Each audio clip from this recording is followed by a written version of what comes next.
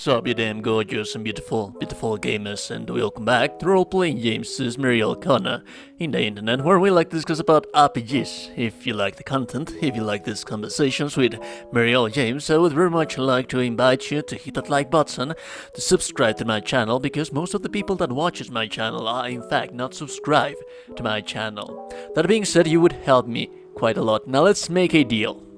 These guides are focused for new players. So, if you make any of these mistakes that I am going to show you, you're going to like the video and subscribe to the channel. If you don't make any of these mistakes, and you can subscribe as well.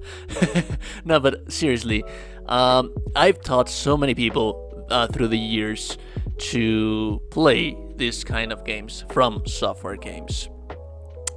And they always seem to fall into the same mistakes. I personally, when I started to play, I made the same mistakes. When I was watching the Red Bull gaming event just before the launch of the game prior to the release, they were making the very same mistakes. So if you want to become a pro in Elden Ring real fast from zero to hero, then you should listen to these ones.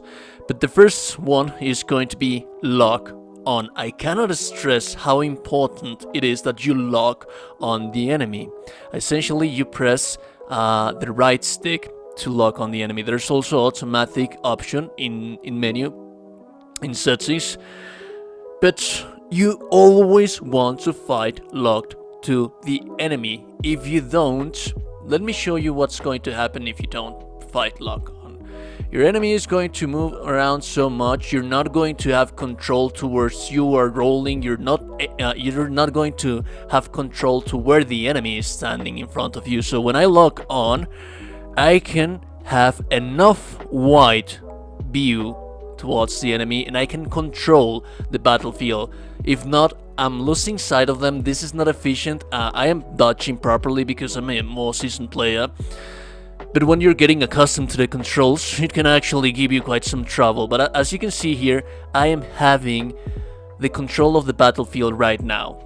So yeah, that is the first advice that I am going to give you. The second one is you should never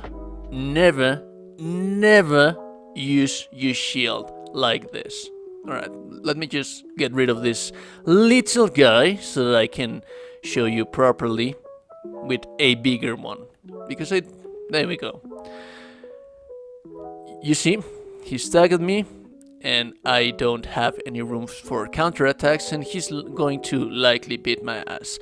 With this kind of enemies, it's actually, well, he was finally able to hit me right there. But when you're a new player, your brain is telling you, dude, I need to guard. The problem in here is that when you're guarding, you're not regaining stamina. So what you want to do is be moving around. If they hit you, get away, get some space, and be moving. Always be moving. You're not going to stand there. You're going to be moving around the battlefield. Also use your dodges, which leads us to the next point. Roll spamming. Let me heal a little bit so that I do not die while showcasing this thing. And let me kill this guy as well. Roll spamming. When I roll spam, well, with this guy, there, you see, that was the iframe recovery. So, what is iframe recovery? So we're accustomed in many other games that we don't have a stamina meter. In other games, we can dodge at free will. The problem in here is that we have stamina. Now, the main point about this one is that what happens when I roll? Let's go to the basics. When I roll, my invincibility frames trigger. And I probably believe that when I'm rolling like this, like a maniac, I have infinite iframes. But you will see, no, please do not summon your friends. You will see, especially in boss fights, you will notice that in little enemies it's not nearly that noticeable. It was noticeable early on, but you will see that eventually all of these guys will be able to hit me if they start attacking me. Please, would someone Would someone please be kind enough, sad, to attack me? This is not proper showcase. There you go. You see, I was rolling and I was also getting hit. You have something called iframe recovery. It's a little, very little window while you're rolling that you don't have invincibility frames. So you're going to get hit, especially in boss fights. That is specifically troublesome. Now the problem is also that you're running out of stamina. Your stamina is your first main of defense and offense. If you roll spam like a maniac, and you're probably not going to have enough stamina to counter-attack, because that's why you're rolling in the first place. You want to be counter-attacking. So take a look at the enemy, and instead of rolling like a maniac, wait for him to make his attacks and use your dodges properly. That way you will have enough time to counter-attack. It sounds easier said than done, but trust me, if you manage to master these mechanics, then you will become a pro in combat in no time. Which leads us to the next point. I don't really have a boss in front of me to properly showcase you this, but essentially what you don't want to do is attack spamming. When you see a boss fight, when you're fighting against a boss fight, you want to take your time. You see, these games are all about rhythm. And what I mean by that is that, again, if you attack spam, if you roll spam, you won't have means of defending yourself. That is what stamina in these games are for. Stamina, it's not only going to help you defend, but it's also going to help you to be offensive. So remember, I know that it's hard for you. You have brain memory. Other games don't actually have this kind of mechanics, and other games are more forgivable. For example, let's say Assassin's Creed Valhalla has a stamina meter, and you can deplete that meter and nothing is going to happen to you. In this one, it is.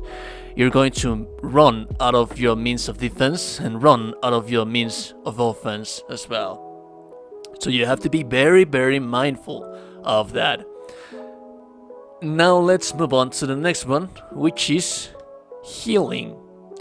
Now, you might come biased from other RPGs. You want to be efficient, and while you're fighting a boss fight, if you get hit, you're likely going to be like, I can take another hit, it's okay, it's alright, there's no problem.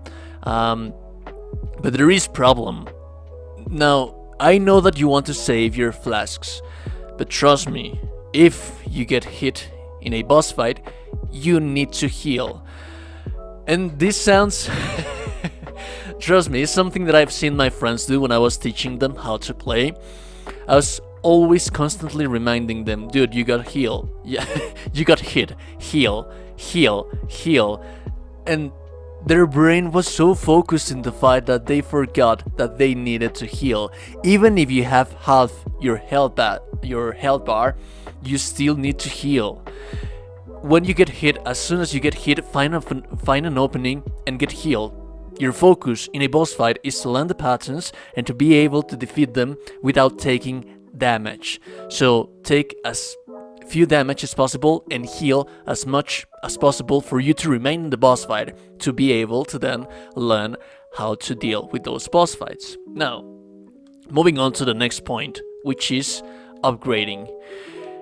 In my videos, I have seen so many people worried about, hey, should I upgrade this weapon? Should I upgrade this other weapon? Do not be afraid of that.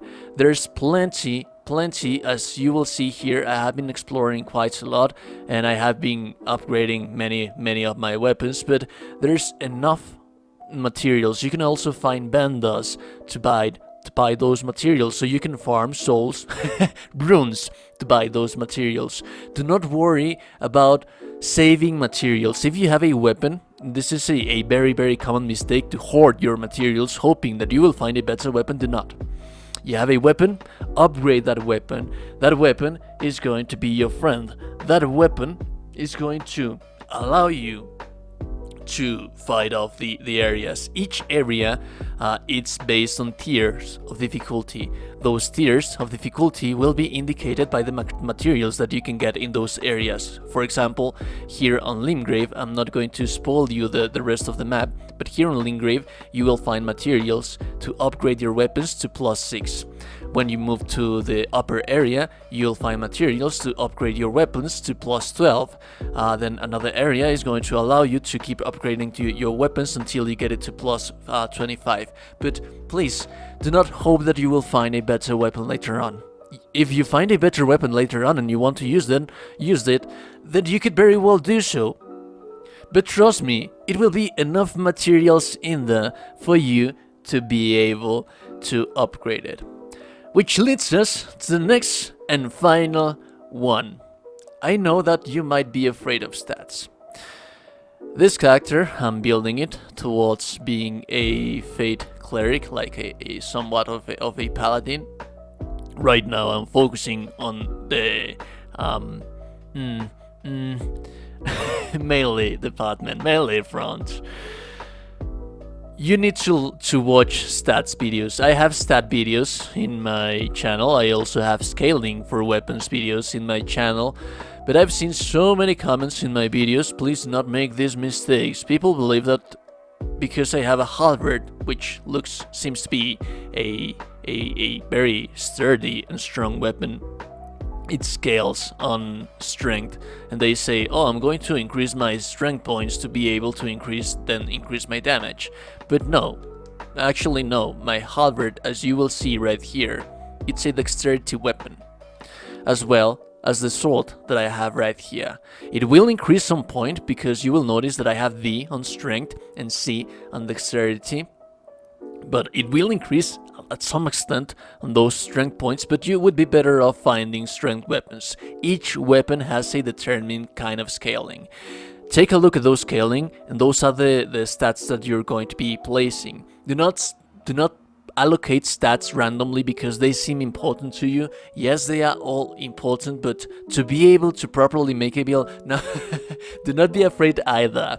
You can experiment with the builds. It is a very, very forgivable entry of the Soul series. You can mess up your character, but there's also respect later on if you're not enjoying your character, if you feel like you're not performing correctly. But all you need to do is to at least have some kind of understanding on the mechanics, do some research, and do not allocate points randomly because they seem important.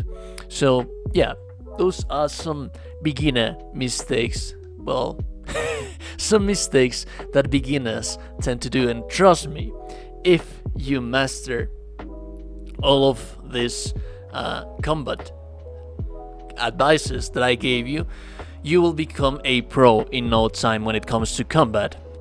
That being said, remember that we had a deal. You were supposed to subscribe to my channel and like my video if you made any of these beginner mistakes. But also, remember that if no one has told you today that you're a gorgeous and beautiful, beautiful gamer, then you are indeed a gorgeous, beautiful, beautiful gamer. Be safe out there, alright? And I'll be seeing you then, gorgeous and beautiful, beautiful gamers, in the next one. Have a beautiful, beautiful day. Bye-bye.